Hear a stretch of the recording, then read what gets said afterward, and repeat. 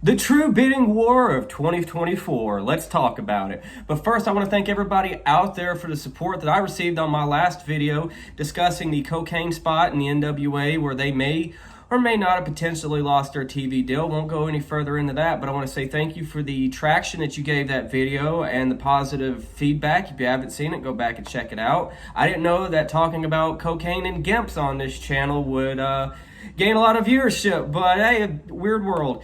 But today we're talking about the true bidding war of 2024. No, I'm not talking about MJF, who still at the moment of this recording is the AEW World Champion.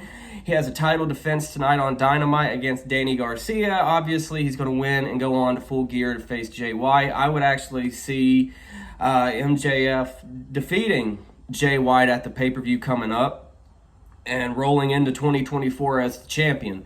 I feel like he's already re-signed with the company, and therefore, I mean, he's still the world champion. It would be very ignorant to keep that belt on him and not re-sign him. So I think he's signed, sealed, and delivered right now. The true bidding war of 2024 is Will Osprey. Will Osprey is bound to come to America. I have a feeling, I have a hunch. The big deciding factor, I think, ultimately, money aside, I mean, why do we all go to work, okay? Let's be honest. It is business, and he's a businessman. He just hired Barry Bloom, a famed agent for wrestlers.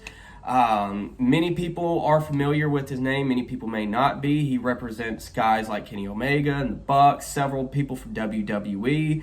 Too many that I can think of there's a lot of wrestlers that he represents. And he's really working with dude to get the best deal possible. And he will get the best deal.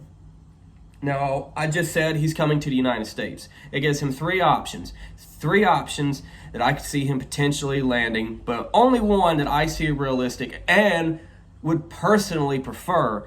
TNA is going to be back next year, and he just did a few matches for Impact. I think he did one at Bound for Glory, yes, against Speedball Mike Bailey. Heard good things about that match. I think he also wrestled another match at an Impact taping following. They're rebranding the TNA next year. They're going back to the Total Nonstop Action name. Do I see him signing with them, despite them having a partnership with New Japan? Not the roughest schedule out there, so he could still pursue other endeavors if he wanted to. But I rule TNA out. I don't think it's TNA. AEW. This is the one that people have heavily been rumoring. Even Meltzer, good old Uncle Dave, was saying that he saw him going there to AEW. And hey, look, he's had matches in AEW this year against Omega. I enjoyed that match very much.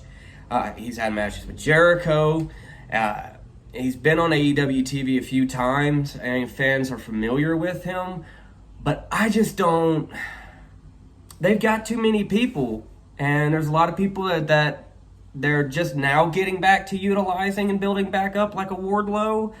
I just feel like Osprey would get lost in the shuffle. I see main eventer in him.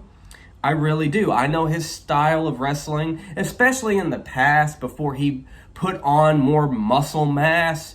The flipping style, the matches with Ricochet, I know not everybody like, goddamn, a flipping wrestler's killing the business, motherfucker, bitch. I know it's not everybody's style, but I think he's still a talented wrestler, and he has gotten better on promos. He can play heel, he can do babyface, but he's better as a heel. Again, I feel like he'd get lost in the shuffle though in AEW.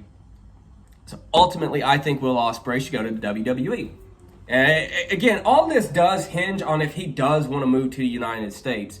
But if he wants to make the most money and have financial security, he would go to WWE, hands down. And I could see him just going straight to the main roster. There's no reason to put him in NXT. I wouldn't put him on NXT, not even for like a few months. No, I would put him on the main roster.